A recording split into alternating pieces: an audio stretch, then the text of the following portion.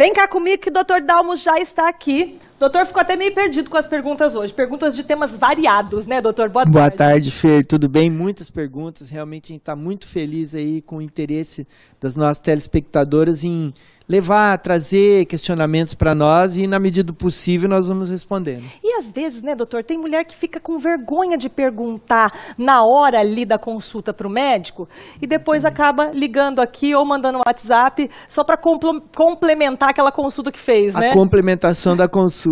É bem isso, né? Mas que bom que o doutor está sempre aqui com a gente para ajudar vocês, né?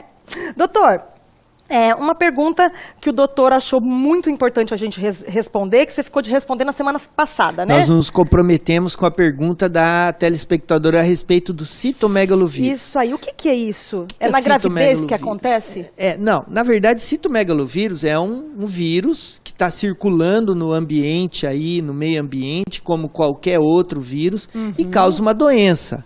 A citomegalovirose. É uma virose, como todo mundo já percebeu, causa no adulto e mesmo na criança, causa um quadro viral comum, gripal, parece uma gripe, o olho fica vermelhinho, o narizinho da criança escorre, ela fica um pouco febril, uma dorzinha no corpo, o adulto a mesma coisa também, fica com uma hiperemia dos olhos, né?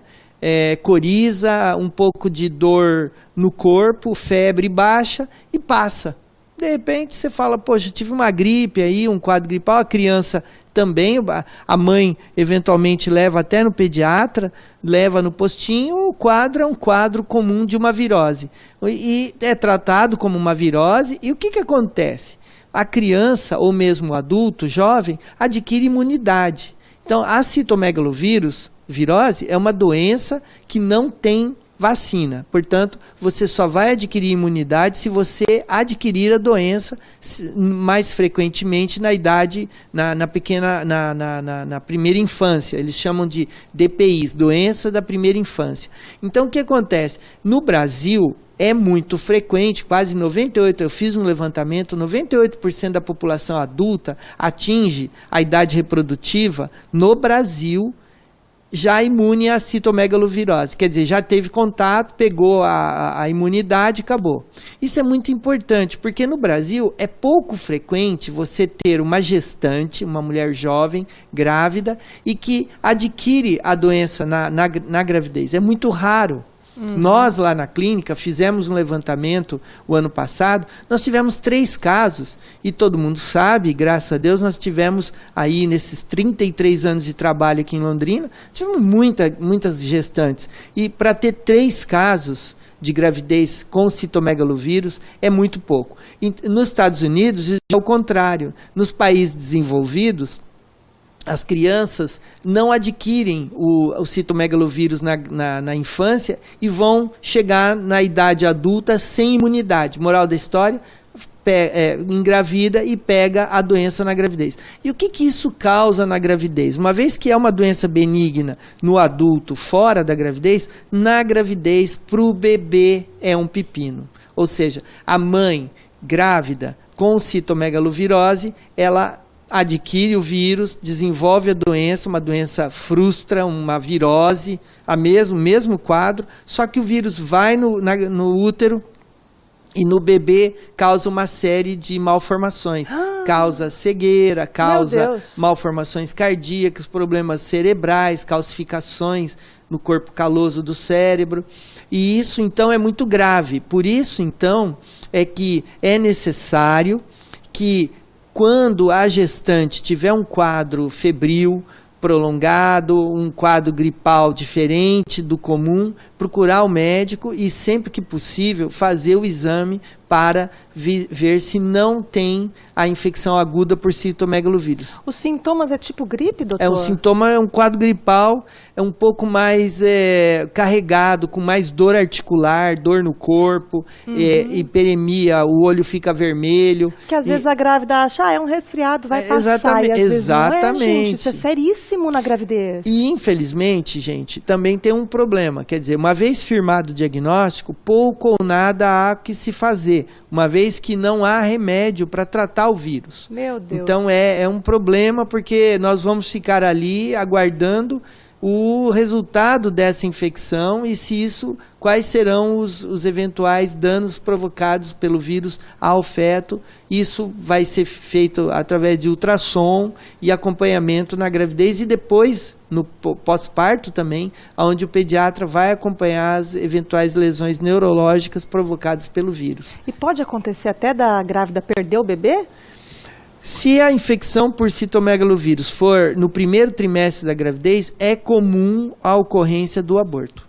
Então, é até uma situação, vamos dizer, menos grave do que se adquirida no segundo ou no terceiro trimestre, onde vai haver uma série de malformações, de lesões no feto, e isso é que vai culminar com o nascimento de uma criança viva com uma série de problemas. Doutor, agora mudando de assunto, como as perguntas estão muito variadas, a Lucineia, do Jardim Pisa, diz que a menstruação dela está atrasada 12 dias. Com 5 dias de atraso, ela fez um teste de farmácia e deu negativo. Ela deve fazer de novo esse teste? Com certeza, Lucinéia. Boa tarde, obrigado pela pergunta, obrigado. É um tema que também aflige muita gente, tenho certeza que muita gente que está nos assistindo hoje está com a mesma dúvida.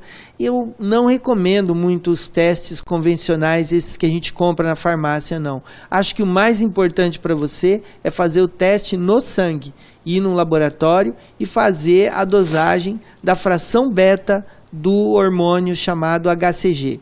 A gonadotrofina coriônica humana. Então você faz o beta-HCG no sangue e ele vai aparecer positivo ou negativo. Além disso, eu acho que para investigar um pouco mais aí a ausência da menstruação, caso não seja mesmo uma gravidez, seria interessante se fazer um ultrassom para ver o que está acontecendo a nível de ovários, fazer dosagens hormonais, etc., para ver uma série de outras situações que estão correlacionadas. Agora a Marcela fala o seguinte: tenho muito fluxo menstrual, já sou mãe, até pedi para o meu ginecologista que gostaria de tirar o útero, mas ele não me indicou tomar o Iume, que é um anticoncepcional, mas ela diz que não gostaria de tomar hormônio porque mancha a pele dela. Marcela. Bom, primeiro, é verdade que usar anticoncepcionais orais e não se proteger com relação ao sol na face, vai provocar manchas, aquelas manchas chamadas hipercrômicas, aquelas manchas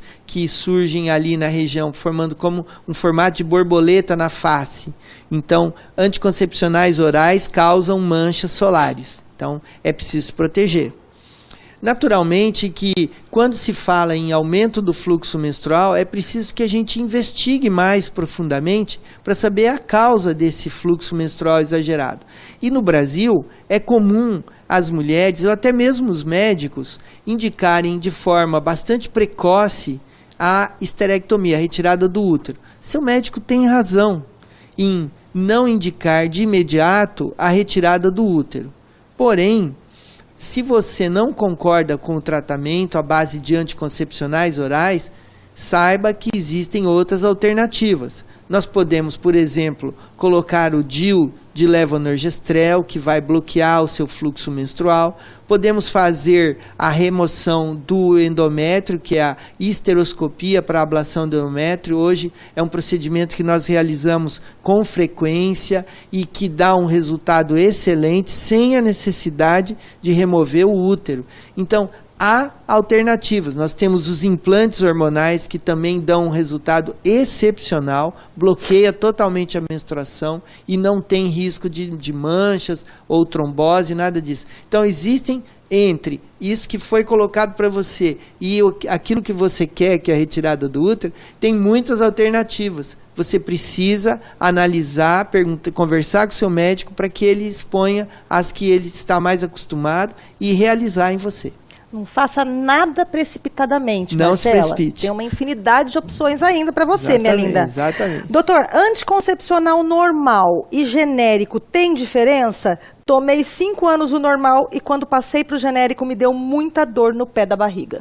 Eu queria agradecer demais essa pergunta, porque é uma dúvida frequente entre as nossas pacientes. Tenho certeza que muita gente quer saber qual a diferença entre genérico e o anticoncepcional genérico e o anticoncepcional de marca nenhuma. teoricamente, não há nenhuma diferença entre o genérico e o de marca. Não pode existir. Se houver uma diferença, o laboratório fabricante deverá ser autuado, porque a lei dos genéricos, que foi editada pelo Dr. José Serra, ministro da Saúde, na época em que ele era o ministro da Saúde, ele colocou isso muito claramente na lei. A lei dos genéricos, ela determina que a fórmula tem que ser a mesma. A biodisponibilidade e a bioequivalência dos medicamentos tem que ser a mesma. Então, não pode haver nenhum tipo de mudança na composição do genérico para o medicamento de marca. Pode ser uma coincidência? O que aconteceu com você foi exatamente, Fer, uma mera coincidência. Não vejo a possibilidade, porque veja, nós temos que trabalhar aqui pensando que a lei está sendo cumprida rigorosamente. Então, eu concordo. Mas eu ouvi dizer, lá no Fantástico saiu uma reportagem dizendo que não tem a mesma fórmula. Bom, vamos autuar o laboratório que fizer isso. Mas, em tese, a lei é clara e tem que ser cumprida. Portanto, eu acho que foi apenas uma mera coincidência. Vamos investigar essa sua dor abdominal para saber o que está acontecendo. Doutor, para a gente encerrar, a Maria diz que tem um mau cheiro na vagina e já tomou vários medicamentos e não teve resultado. Ela está desesperada, quer saber o que fazer e diz que ela vai fazer a retirada do útero. Ela pergunta, será que vai resolver com a retirada do útero? Uma excelente pergunta, viu, Maria? Nós estamos aqui exatamente nos solidarizando com todas as pacientes que têm o mesmo problema. É extremamente desagradável. A mulher, ela busca o ginecologista com frequência para tratar esse tipo de corrimento, muitas vezes com odor.